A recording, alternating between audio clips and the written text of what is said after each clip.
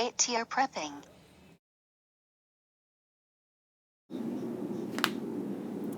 How to make a flower pot heater.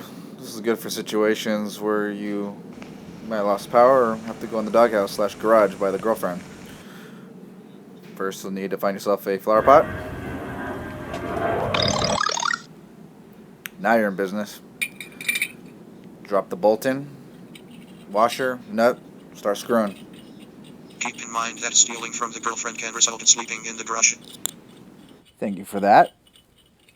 Based off my limited scientific knowledge, I'm assuming that a candle's heat will dissipate just in the air as it goes straight up.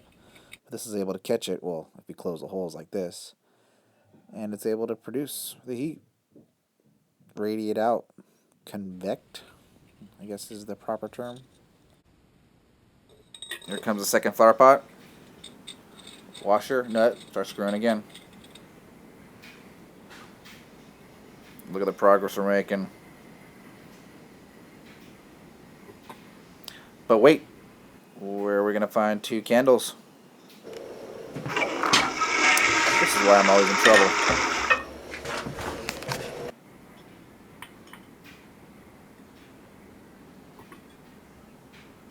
Oh crap.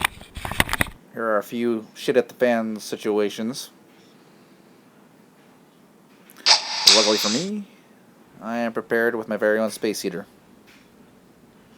Look at me try to start it. And look at it. It smells great due to my scented candles stolen from the girlfriend.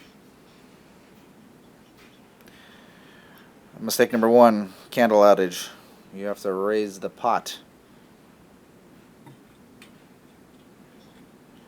Mistake number 2 is not having enough candles, as we can see. We need more candles.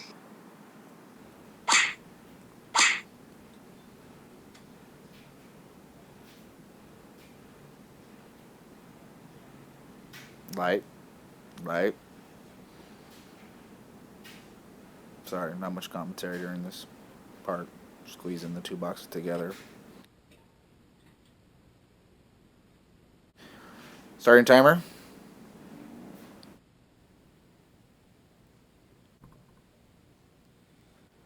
We check back in about 35 minutes, and this thing is producing a little bit of heat. The more fire, the more candles you have, I'm pretty sure this thing will get pretty hot, especially if you leave it going for about an hour.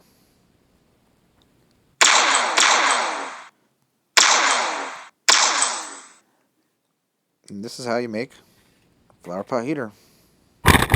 Try it at home. Not expensive.